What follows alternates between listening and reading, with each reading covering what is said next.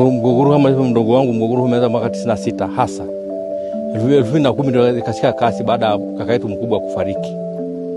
Ile ambalo nimepewa mimi rasmi ambayo inaangukia baba yangu. Pamoja kaniridhisha. Kimaanisha kabisa.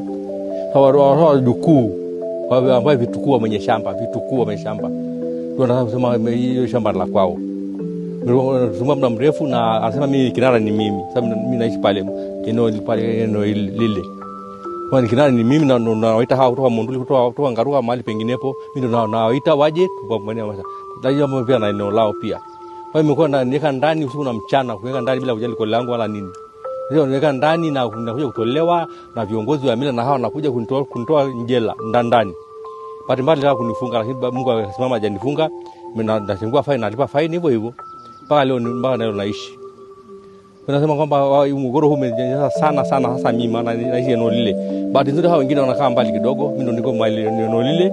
Nafanya chochote kile ni wananifuata. Pale silimi kufanya chochote bali nifanye mazingira yote. Hata nikipanda maua, mama akipanda maua bali ni shida. Nimetusumbua muda mrefu na ndugu zetu hao. Jana ambao nimewalea mimi mgongoni hapa. Ndio nimerudi kuninyanyasa. Mwanga leo baada ya kuona itume ya Mama Samia nimepata mwanga jana. Nilikuwa jana kule Ngarenaro jana.